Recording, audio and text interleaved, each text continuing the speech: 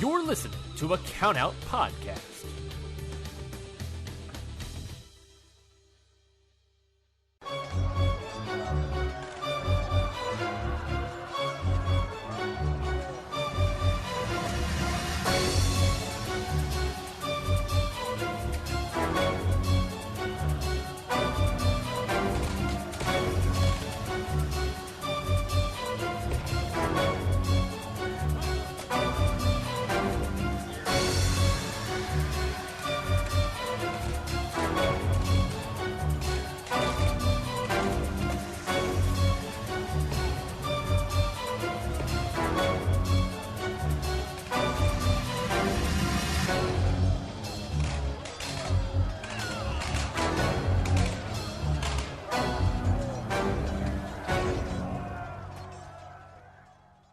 What is going on, everybody? Welcome back to another episode of Independent Waters. I am your host, Mikey Manfredi, and joining me, as always, is the other host of this show, Zach. The Zach, the end Batista. Zach, how you doing, my friend? I am doing pretty good. New Jersey decided it's summer now, so now it's just 70 degrees all the time. Which I'm not cool with because I have to wear all black to work, and my car's AC doesn't work, so I am just dying on my commute every day. Yes, you're Mikey Manfredi, known lover of summer, totally doesn't hate everything about summer's heat and everything about it. I hate the heat. I hate sweating. I hate being hot. You were resting on the laurels of a winter that never ended, and it's finally gone. Everyone only likes summer because it's when you had off school when you were a kid. There are those people that love the heat, Everyone likes summer because nostalgia. Old man. When you get older, though, you know. Fuck the heat. Yeah. And there's people that can't get enough of the heat. And then there's some people that are just like you that love the cold when you're like an adult and summer means nothing anymore and you're just working anyway, and then it's just hot on top of that, it's like, fuck. Nothing is worse, like you said before, like when you have a uniform and you're walking across the parking lot and you're just getting battered with heat and you're like, God fucking damn it, man. Yeah. I used to work, I mean, I'm kind of used to it at this point. I used to work at a boardwalk during the summer, but like, it wasn't actually a boardwalk, it was all just asphalt, so it was always hot as fuck all the time. Oh my god. God damn. Yeah, it sucked. Anyway. We persevered, though. We persevered. It is hot. My fan is currently on, so sorry if you hear that in the background, but it is not going off because, like we said, it's hot. But why don't we get right? We have some cool matches this week, I think. Mm-hmm. Agreed. I believe you picked the majority of them this week, Zach, so why don't you talk about what you brought to the table? Sure. So, I brought to the table Bryan Keith versus Rudy Garza at Reality of Wrestling. Nice. And then I brought... Rudy Garza, no relation to Angel. Yeah, I took a double take for a second. I was like, okay. And then I picked the Kick Demon, Janae Kai versus Sawyer Wreck at Wrestle League. Nice. A nice Sawyer Wreck match is something we were very hype about because we got a little taste at In Too Deep and we wanted more. Very good deathmatch wrestler. Just wasn't sure if she was as good, if not better, or worse. We don't really know. I didn't really know at the time. Wrestler. But we're gonna find out today. And I brought to the table a match from Absolute Intense Wrestling. I brought to the table Tommy End versus Raymond Rowe. Tommy End, you may now know as Malachi Black, and Raymond Rowe, of course, is Erik from the Viking Raiders in WWE. I hate who are having some issues right now. They're in NXT. I hate how I actually had to sit there and think for a second, like, which one was Rowe and which one was Hansen again? Because I'm so used to just hearing Erik and Ivar at this point. Erik and Ivar was so good. I don't know why. I just hate that they keep changing things for no reason. That's just how WWE rolls. Hey, at least they're starting to get punished for their bad decisions. Based on what happened this morning.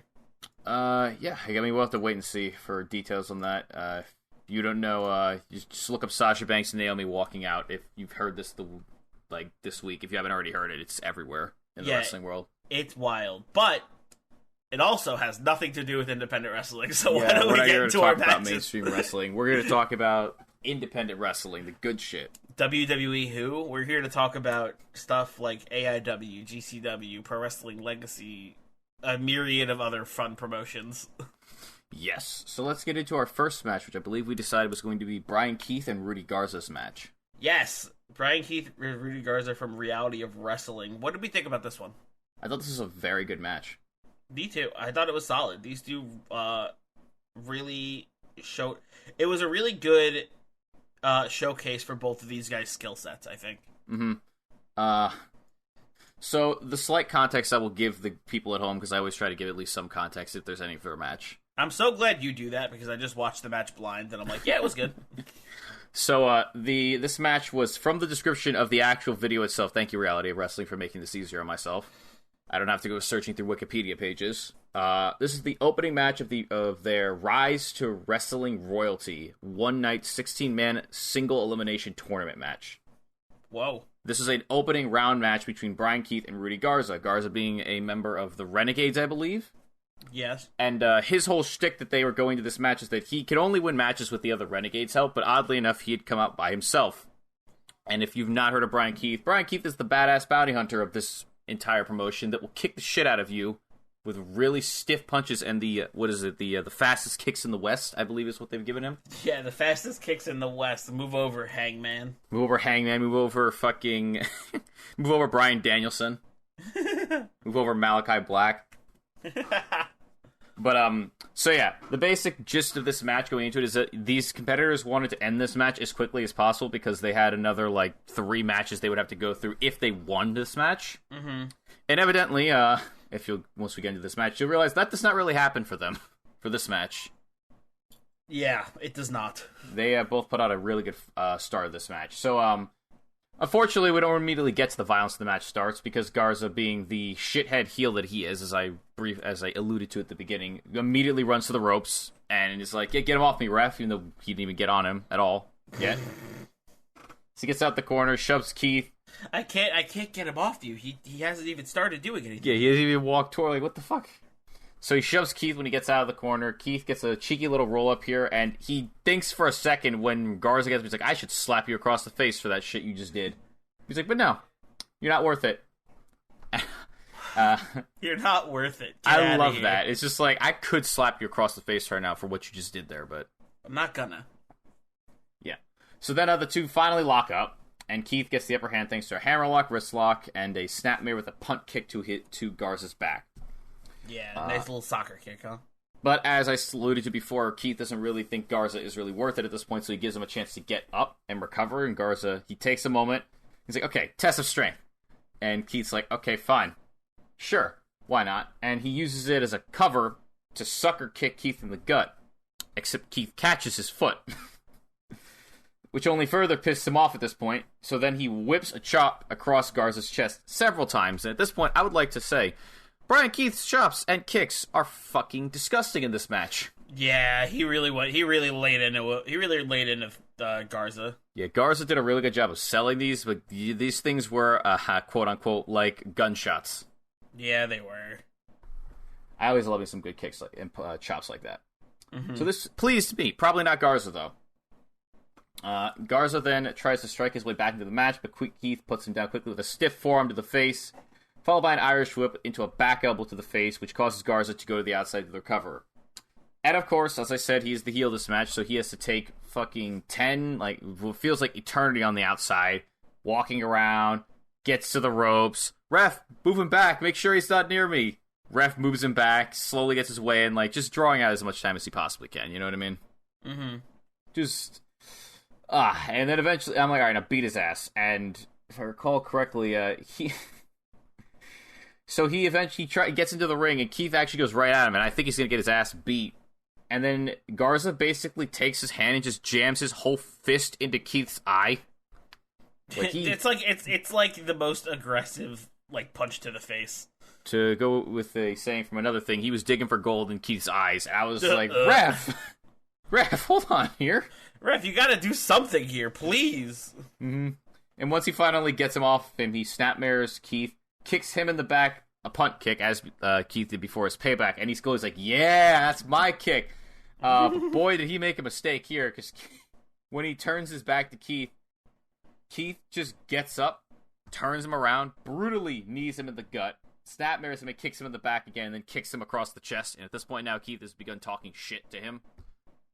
And I'm like, yeah, that's deserved. You caused that on yourself for that.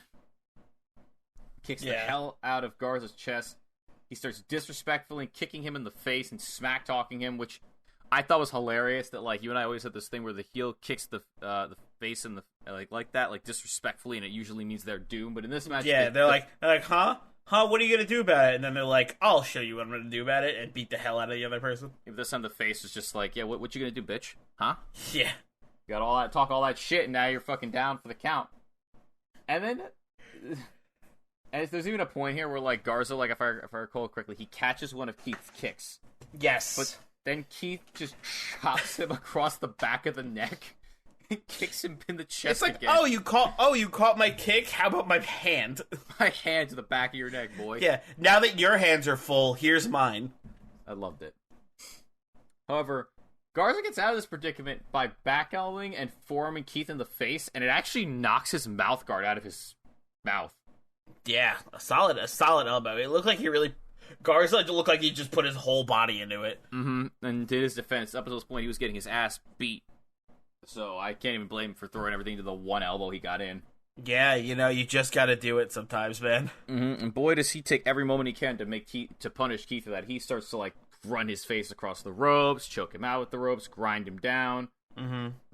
Keith eventually tries fighting back by catching Garza in a head scissors takedown, and he goes for a powerbomb, but Garza's able to punch him backwards so that he's in the corner now, and then he grabs the top ropes. He then jumps off of Keith and drop kicks one of his legs out when he goes towards him, and then he spikes him into the mat with a Hurricane Rana, which looked fantastic. Yeah, it did. I love me Spike Hurricane Rana. The Spike Hurricane Ranas are always so sick. You never really see them these days, but when they're done right, my God, are they a thing of beauty. When they're done right and sold well, it's like, whew. That man just ate canvas. Sure did. Mm-hmm. And then after this, we get into, like, a semi back and forth for a bit here, where Garza will, like, get some offense in while disrespecting Keith. Keith responds with some of his own. Garza cuts him off. Like, this goes back and forth for a while. Like, it's a good amount. I didn't feel like repeating the same couple spots over and over, or the types of spots. You know what I mean? Mm-hmm. And this continues on until Keith is hanging on the ropes and Garza boots him in the stomach. And this causes Keith to roll onto the apron. And Keith is really selling this kick to the gut. Like, he can barely breathe at this point, basically. He's like, oh, God. Oh, I got kicked so hard. And as he's on the apron, Garza spikes him face first into it with a DDT. Which was dope looking. Mm-hmm. He then goes into the ring and he does, like, the tranquilo, like, laying on, like, the top turnbuckle, like, just, like, chilling and maxing and relaxing while Keith is on the outside, like, trying to pull himself back into the ring. Maxing, relaxing, and looking all cool. Mm-hmm. Chilling on the turnbuckle outside the school. I don't know, I tried. Nice. You get a golf clap from me. I gave it my best shot, man. It was good. It was good.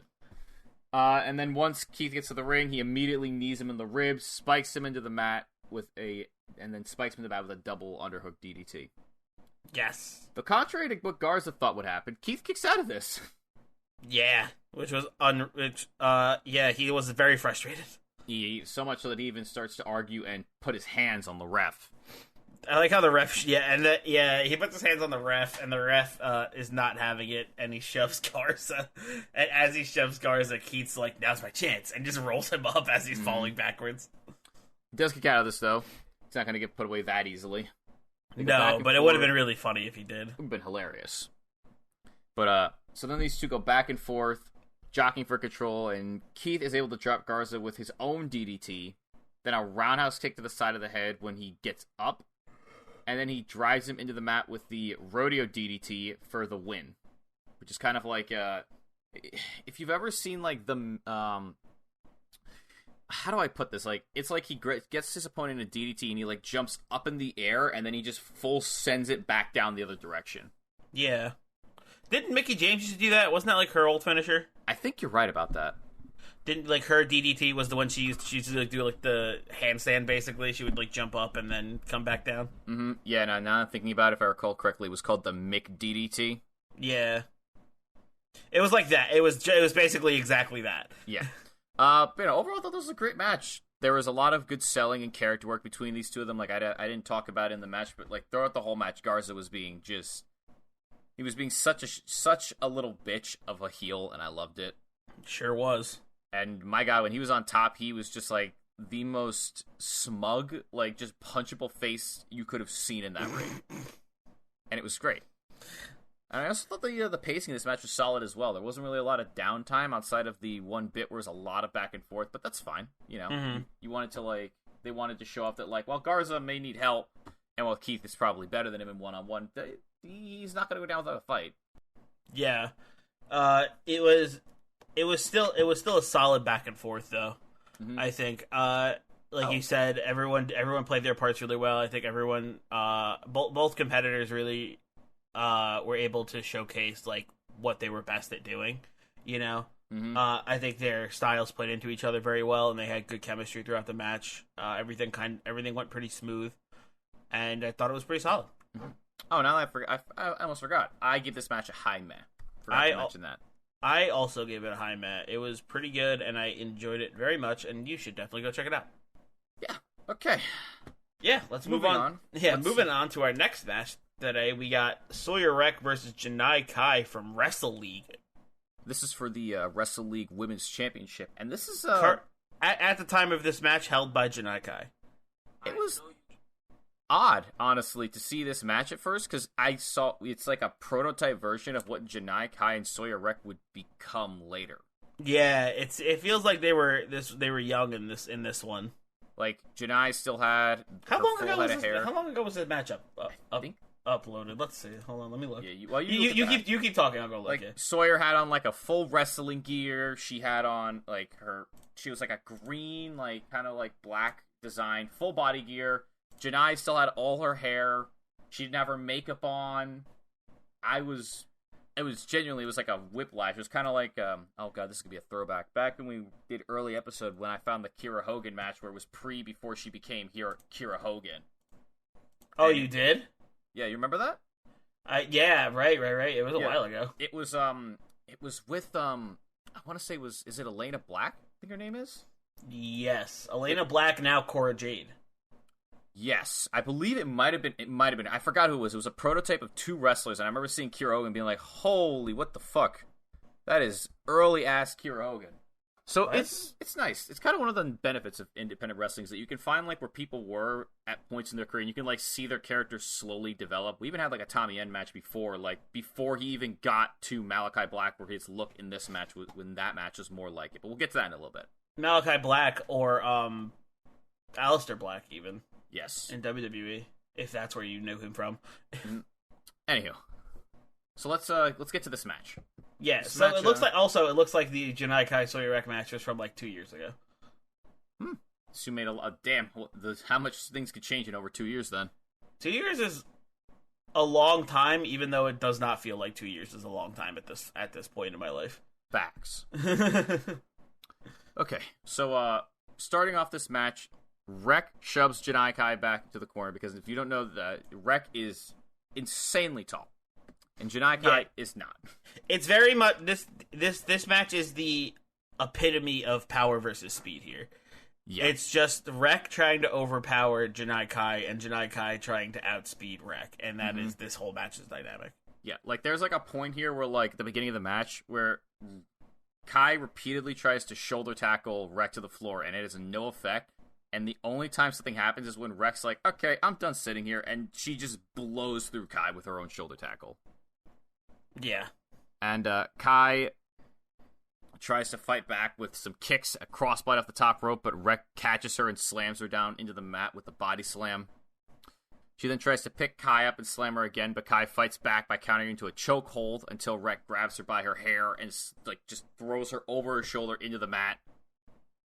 Janai briefly mule kicks her from the floor. I still love the mule kick. We'll never not pop that move. That up kick when they're on the ground, it always comes out of nowhere, and it's always great. Mm-hmm. But on her next kick, Wreck catches her leg and just plants her into the mat with a spine buster. And I actually love this bit. I hope that Sawyer Wreck brings it back, so it's fucking hilarious. I thought it was quite funny. So the ref, after she tries to pin her here, the ref goes 1, 2. Kai kicks out, obviously, at 2.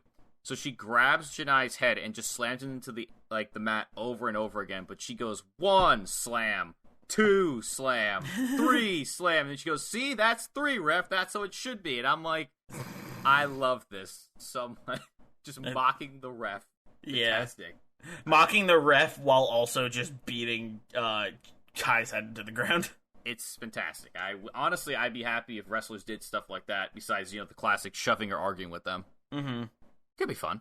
I don't know.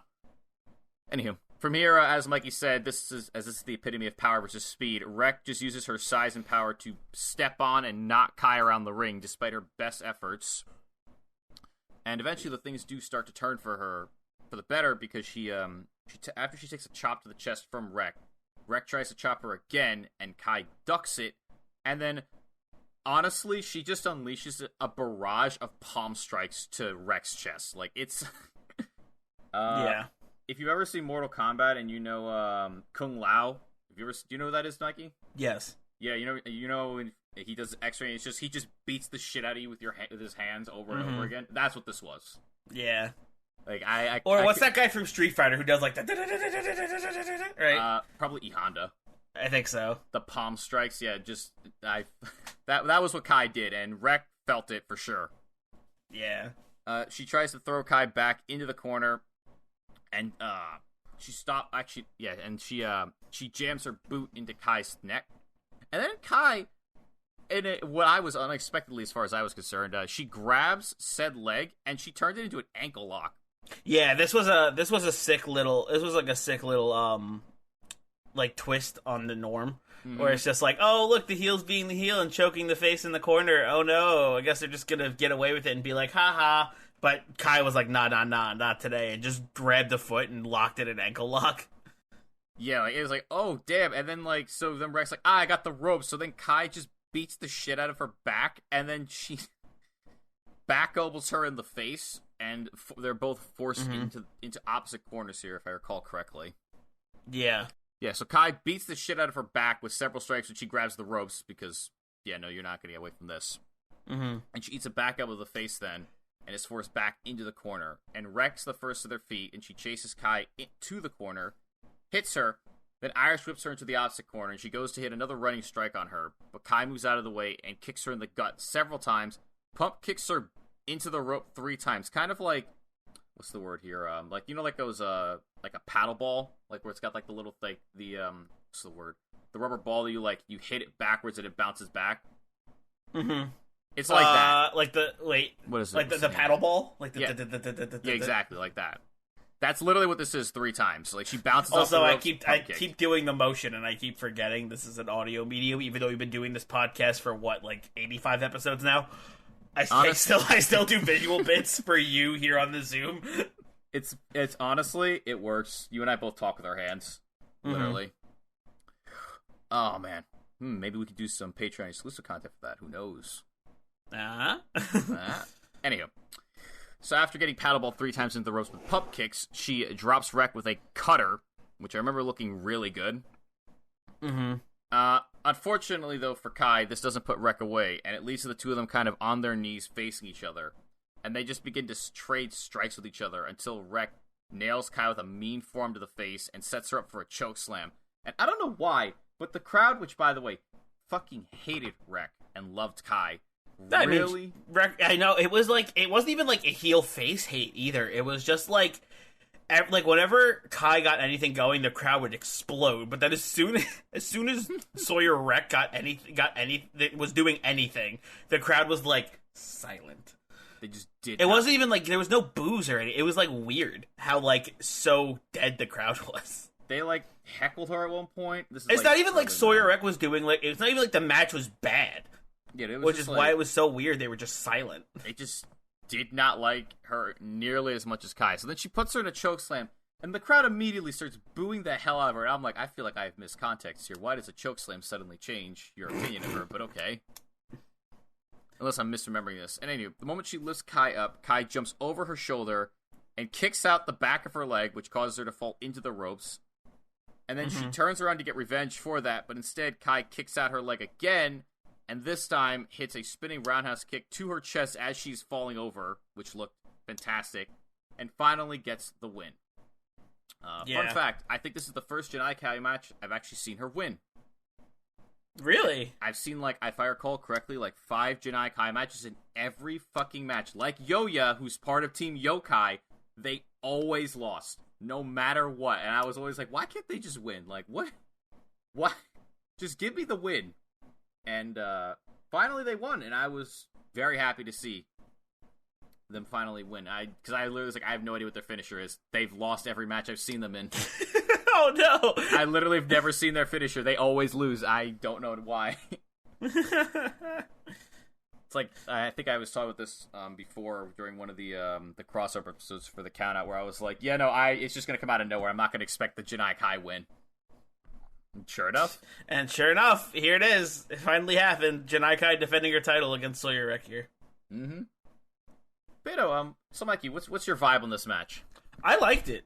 I think these two actually had pretty good chemistry. I think this match, like, I will say there were 1 or 2 spots in this match where it was like, it looked like there was like a little bit of confusion as to what was about to happen next, but it didn't last long, and they got right back to it in like a second. But there was like a few points where it was like I saw like a little like stumble here or there, where it was just like a little break in like the flow of the match, but nothing like insane, like nothing major, nothing that makes me like dislike this match or anything like that.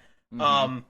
All in all, though, it was solid. I am slowly becoming a fan, or I guess quickly becoming a fan of Sawyer Wreck. As every match I watch of hers makes me more of a fan. Mm-hmm. So I can't wait to see more of Sawyer Wreck and Janae Kai. Once again, we knew how good she was. We wanted to come back because we've seen Janae Kai absolutely murder some people during Bloodsport. I think not this past one, or she was in this past one, wasn't she? You watched it. You. Sorry, say again. My mind just like was Janae Kai in this past Bloodsport? Yes, she lost, and she was in the one before that as well. I know she was. And I think she lost that too. But like I say, not the point. Point not is, the point. Janae Kai rules. Sawyer Wreck rules. This match is solid. Go watch it. Exactly. Sorry. Did you give your grade? Wow. I'm agree. I'm going to give it a high Met here. I also agree with that. I liked it. These two put on a show. I really liked the whole power versus speed kind of thing. I thought it was sick.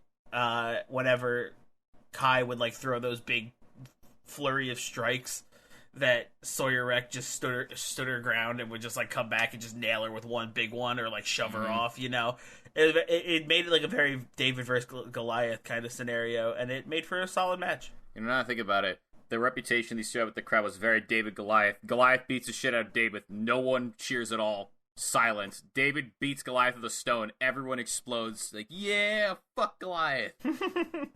You know, in case I didn't already say it, I'm giving this match a high Met as well. I was actually very pleased. I'm going to call this the Charlie Evans phenomenon, because this is kind of Charlie Evans phenomenon, where you and I watch like a match or two of a wrestler, and slowly but surely both of us end up becoming really big fans of them, and that's kind of with me also with Sawyer Wreck. I've seen 2 matches, and I'm like, all right, I fuck with Sawyer Wreck right now. I'm not going to lie. Yeah. This match was good. And you should definitely go check it out. It's free on YouTube. If you follow us on Twitter, you can go see it. We'll get to the plugs later where you can follow us and find us. So stick around. Also, real quick before we go into the main event here, we're just going to take a quick little break. At Metro by T-Mobile, we're giving you more savings. Get the new iPhone SE now with 5G at the lowest price in prepaid. Just $79.99 when you switch. I post a lot, so I need a phone that keeps up with me. And thanks to the iPhone SE with 5G and advanced 4K camera, I'm snapping and sharing while my followers are smashing the like button. Switch and get the iPhone SE for just $79.99. Only at Metro.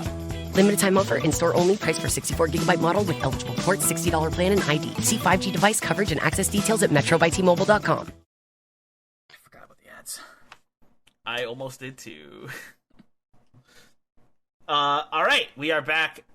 We are here to talk about our final match this week. We have a match from Absolute Intense Wrestling. We have Tommy End, probably better known as Malachi Black, versus Raymond Rowe, probably better known as Ivar from the Viking Raiders. This match was basically exactly what I expected. Pretty much, yeah. And that is not a bad thing. Yeah, also correct. Like, it's... You look at these two and you're like, all right, Two big tattooed guys that are known for beating the shit out of people. I'm expecting some meaty strikes. I'm expecting some wild fucking selling, and I'm expecting just a slobber knocker, to quote JR, basically. And that's what this match is. Fun fact, this match is also commentated by Eddie Kingston and someone else who I couldn't figure out. Yes, it was Eddie Kingston. That was I was like, I tuned into this match, and then all of a sudden I heard his voice, and I was like, what? Huh? You know, I was like, oh boy, this must have been like the old fucking days when everyone was like... Nobody else got that old, got that 50-year-old smoker voice like Eddie Kingston, baby. Oh, dude, it reminds me when I saw a picture in apparently the Rated Wrestling Center, a lot of wrestlers. So there's just a picture of, I believe it was Daniel Bryan, EC3, and then there's just a pissed off Eddie Kingston in the background. Or no, it was MJF, EC3, and then Mad Eddie Kingston. And I was like, what kind of reality did I just stumble into that these three just had a picture together? I mean, I don't know, man. It's still great, though. Oh, man. So, starting off this match is kind of like a game of cat and mouse. Like, these two are kind of just like, you know, a couple strikes, couple holds here and there. The two of them are like kind of feeling each other out. And it's very clear by the end to set the tone of this match that while these two have very similar fighting styles, focusing more so on strikes than anything else, Malachi is faster, but Rowe is definitely stronger than him. Yeah, sure is. So, things start to kick off when they each try to strike each other, and the other blocks said strike, because while Rowe is able to... they block said strike, and then Rowe briefly takes control with his power, but then Malachi regains his footing thanks to his speed. Again, oddly enough, power versus speed being the motif of this match as well. Yes. Then we get this awesome sequence where, like, these two, like, basically mirror each other's moves before knocking each other in the face of the floor. Like, it's like punch, punch, kick, kick. Like something out of, like, an action movie. And then just, bam, both down. Yeah. Despite this, Malachi is able to pop him in the face with a high knee, which forces Rowe to go to the outside, where Malachi then goes for a suicide dive, and Rowe moves out of the way, which forces Malachi to go for a crossbody, and Rowe catches him, unsurprisingly. Though Malachi is able to hop over his shoulder onto his feet, these two then go back and forth on the outside with strikes, and there's this awesome spot where these two are charging at each other, and instead of colliding, Malachi jumps onto the apron, so Rowe goes running by him. He jumps down, he goes to hit Rowe, and Rowe fucking blasts him with a Superman punch. Yeah, Rowe has a nice little Superman punch, man. He does, and he used it a lot in this match, and my first thought was, now that I'm thinking about it, I'm like, why does he use that word? Yes, because there's a man sitting at the head of the table that uses that as his move. Why can't he use that in WWE? Oh, wait. You and I would love to see. There's one person who has a monopoly on the Superman punch, and we all know who it is. There is one thing I would like to see now, though. This is just a fantasy booking. Give me Rowe versus Roman Reigns and have him whip out the Superman punch. Just for the story's sake, and also just because I want to see him use it on live TV, because why not? Anywho, after that mean-looking Superman punch, Rowe dominates Malachi on the outside. Rolls him into the ring, pummels him some more with hefty strikes, several suplexes, such as a stalling and a T-bone suplex, until Malachi crawls over onto the apron, where he's able to knock Rowe down with a kick, which lets him attempt a double stomp from the top rope, but Rowe is able to avoid by rolling out of the way. Except then Malachi shoves him into the chest first into the ropes, and as he's rebounding back off of them with his back to Black, I just called him Black, goddammit. Fucking. It's Tommy End, yeah. Yeah, as he is rebounding off the ropes, he drops down and trips him, which is... It worked! It was like, oh, it worked! The drop down did the thing! I actually also thought to myself, like, you know what? That's probably the most legit way you can get the drop down to work. You just get behind them as they're walking backwards and they just trip. Yeah. And after he trips him, he quickly hits him with a quick running knee to the side of the face. Yes. Of course, so this causes Rowe to go to the outside to recover. But Malachi is hot on his trail behind him, and when he catches him, he kicks the shit out of him and blasts him with another running knee to the face as Rowe is sitting in a chair. And Rowe, on his knees, decides, I know what I can do to make the situation better for myself. Let me just flip both fingers off to Malachi, who looks at him and just caves his chest in with a kick and knocks him back to the floor. And I was like, things you shouldn't have done. Bad ideas. Bad ideas that I respect you for doing, but I would not have done myself. Which causes Rowe to basically crawl into the ring and only get in at the count of 6. Because Malakai's like, I'll wait in the ring, because Eddie Kingston all matches kind of been pointing out that, like, yeah, Malakai doesn't need to beat Rowe with a pin. And, like, he's going to just use his kicks to his advantage, whereas Rowe's got his suplexes. Mm-hmm. So clearly Malakai was leaning into his kicks here. So when he gets back into the ring, he goes for his, what I've described as his Muay Thai assault in the form of consecutive forearms, knees, and kicks to Rowe. As I said, Kingston emphasized during this match, which knocks him back to the corner. And eventually Rowe dodges out of the way of a running strike. Mm-hmm. And while Malakai is able to, like, jump up holding the 2 ropes and mule kick him away from the ropes, Rowe is able to avoid a running strike from the top that he then counters. And then he counters a running knee from Malakai by flipping him backwards onto his knees and slamming into his face a knee strike, which, if you've seen WWE, is the spot where Rowe grabs them kind of like he's going to do Baron Corbin's End of Days, but instead of going backwards, he throws them forward and goes... He screams, I'm not going to yell into the mic because that would hurt people's ears, and then he knees him in the face. It just looks insane, right? It does. And... being able to just flip somebody like that is wild. Yes, and he does a very good job of having the impact of this move still sound as good as it is while hiding the fact that he's smacking the side of his leg when he does it. Yeah, because when they do the flip, they're like so close to each other that it's hard to tell like what's going on at all. So it's a good spot to sneak in a little thigh slap. And it always sounds great, and it looks great. So of course it looks great. Mm-hmm. And then after he does this knee strike, he picks up Malakai and plants him into the mat with an absolutely massive sit-out powerbomb, which, you know, makes sense now. Absolutely massive. Why they did a combination of this with Hansen doing, I believe it was the blockbuster into the powerbomb. Mm-hmm. I believe they did this in NXT, but I might be wrong. But of course, Black kicks out because, of course, he fucking does. Of course, because it's Malakai Black, Tommy End. Mm-hmm. So he goes for a gut-wrench suplex, but Malakai is able to land on his feet out of said suplex. And when he goes for a head scissors takedown, Rowe catches him. And it looks like Malakai is going to get dunked on again with another powerbomb. Mm-hmm. But instead, he elbows Rowe in the head until he falls down. And then he double stomps his chest so hard, to quote Eddie Kingston, that he bounces off him like a trampoline.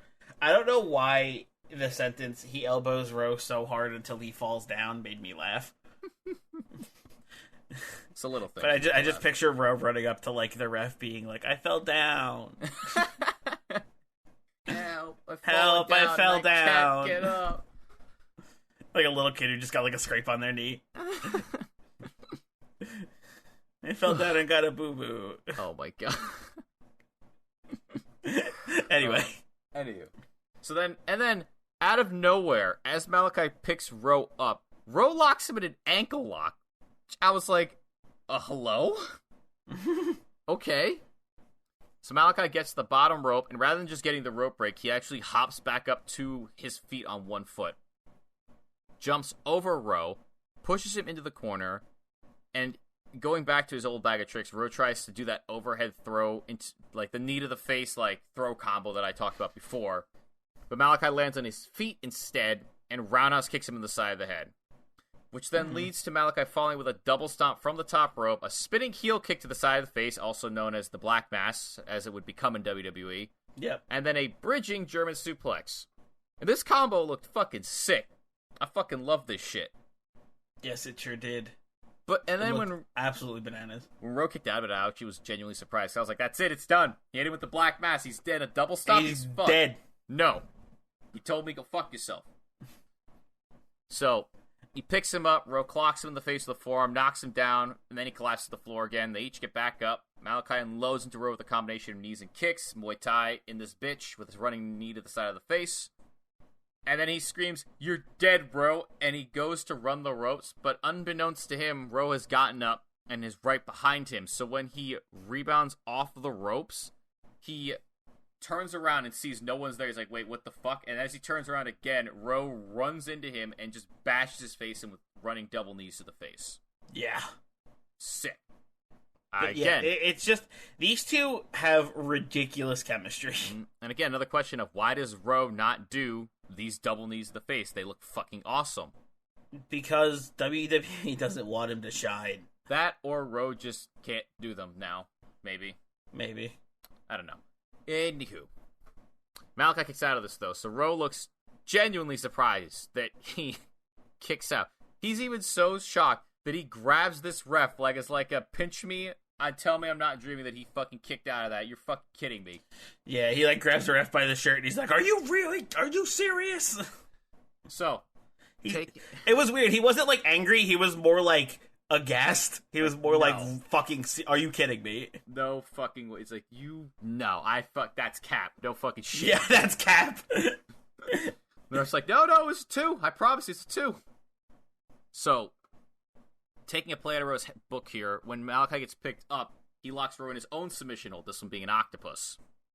And he tries to convert this into a pin, but Rowe kicks out of it and then socks him in the jaw, like just straight up punches Malachi in the jaw.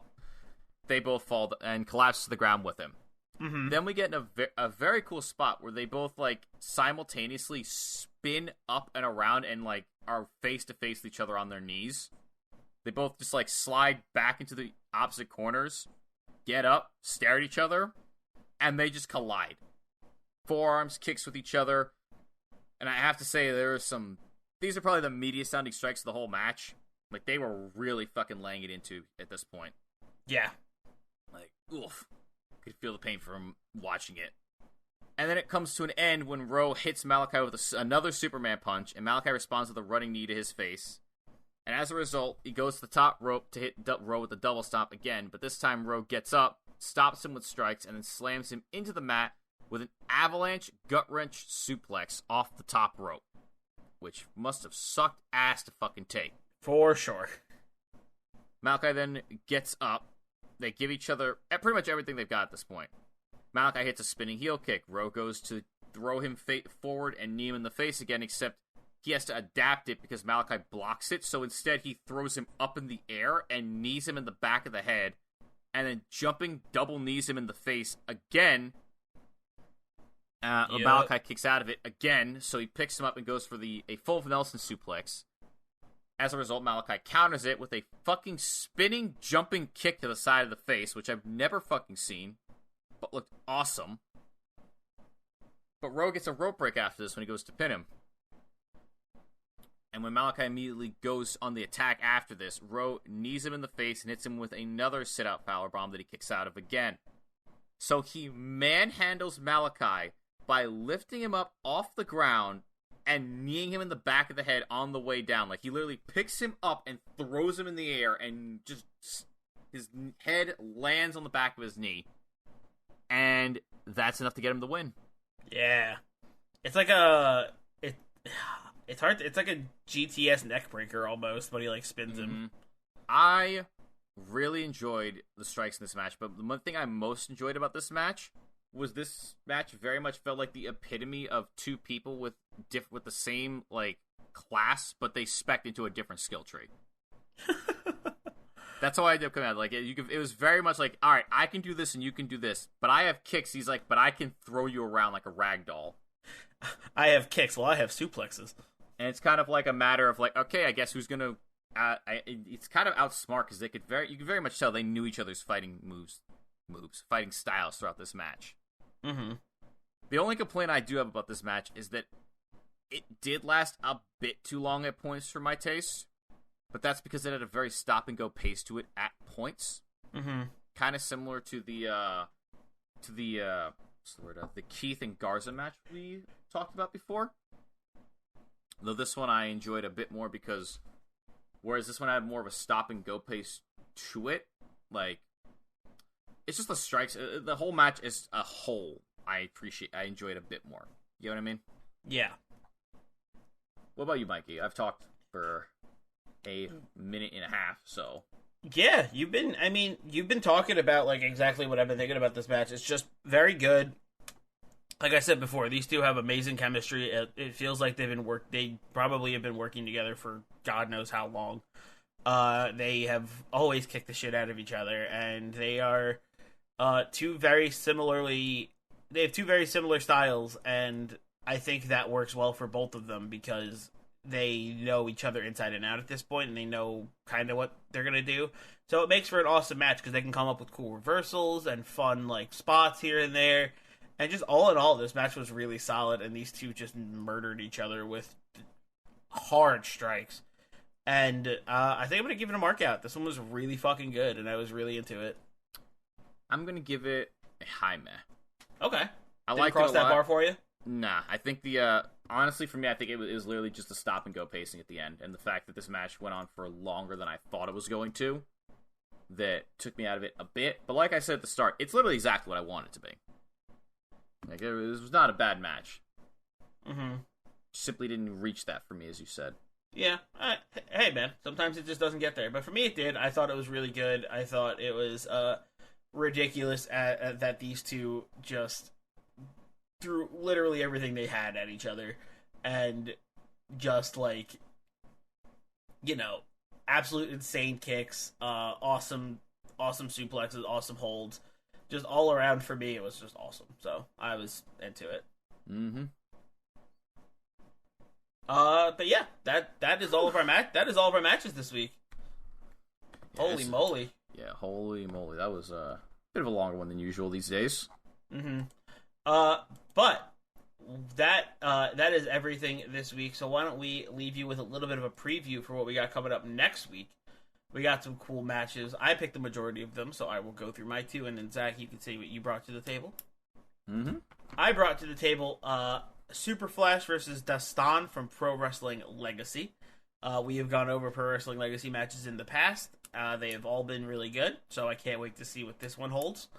And I've heard very good things about Super Flash, and I can't wait to see what these two bring to the table. And I also brought from Battle Club Pro Women's Crush Wednesday 2, we have Savannah Evans versus Edith Surreal. Ooh, Edith Surreal. It's been a minute since we got an Edith Surreal match. Yes, it has, and I'm very excited to get back into it. Very nice, very nice. And rounding off this week, as per a recommendation from fellow count member Connor Smith, nice. I decided to bring us PJ Black versus Marcus Burke at UCW. Cool. I'm excited to watch it. Mm-hmm. Same here. All right. Well, with the previews and the wrestling matches out of the way, that just leaves us with the plugs. And the plugs are to remember that you can go follow us on Twitter to find the links to all of these matchups when this episode is released. And if you're listening to it, that means it's released, obviously. So go check out our Twitter at Indy Waters, where you can find all of the links to all the matches and just hang out with us on Twitter, talk to us, recommend matches over there, and just see our thoughts on the world of wrestling and the world in general. You can also follow the Countout Network on Twitter, at Countout Pod. Countout Network is our mothership podcast host here. Indie Waters wouldn't have been a thing without it, and you should go follow the Countout Network over on Twitter, and go check out all the other shows on the Countout Network, such as How to Talk to Your Friend About Wrestling, Your Dose of Death, Okada Shorts, Ring Post Radio, all kinds of stuff here, all kinds of fun content here on the network for you to check out. Oh, and of course, we have Pure, which is a Ring of Honor podcast, and all of the content is very good. And you can find more of it on YouTube as well. You can go follow Countout, a Wrestling Podcast Network on YouTube. Go subscribe over there. Go like the videos over there. And let us know how we're doing. Let us know how we're doing over on any podcast app. You can leave a review, which I believe is still just Spotify and Apple Podcasts, not iTunes. Like I'm in fucking 2008. Apple Podcasts and Spotify, leave us 5-star reviews over there. Let us know how we're doing. We would really, really, really appreciate it. And if you want to rep some Countout merch or some Indie Waters merch, you can go to countoutpod.com/store, where you can find all of our merch over there. We have hats, we have shirts, we have stickers, all kinds of stuff over there. Go check it out if you want to rep Countout Network or Indie Waters. You could also go check out the rest of the website for anything else you need to know about the Countout Network. We're always looking for writers and podcasters, so if you are interested in being a writer or a podcaster for the Countout Network, you can go contact us over on that website we talked about, countoutpod.com, and let us know. We'd love to talk to you. We'd love to get in talks, and we love to grow the family over here at the Countout Network. So let us know if you are interested. And if you have any match suggestions for this show, Indie Waters, you can tweet at us at Indie Waters and let us know what match we should watch, and we'll shout you out on the show for it and check out your match. We love fan suggestions. We always find them so intriguing because we love seeing all the different flavors of wrestling from everybody. Because me and Zach are biased towards a certain amount of styles, so it's fun to it's fun to get matches from fans who like different wrestling than us. You know, True. It helps with the diversity of the program. Mm-hmm. I believe that about covers all of the plugs. Zach, you got anything? Yet. Didn't think so. So that just leaves me with one thing left to say, and that is to remember that there's a gigantic sea of independent wrestling out there. So never stop exploring.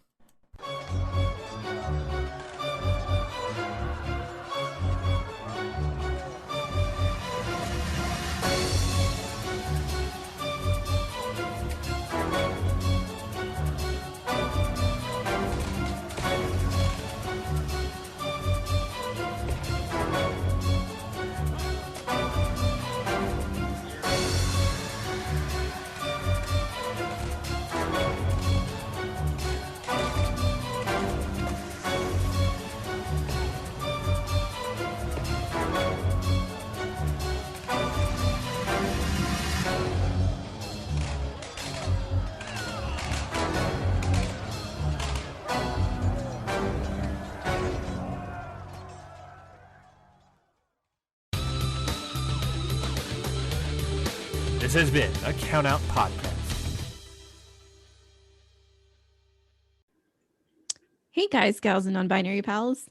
It's Amanda Bones And I'm Ashley.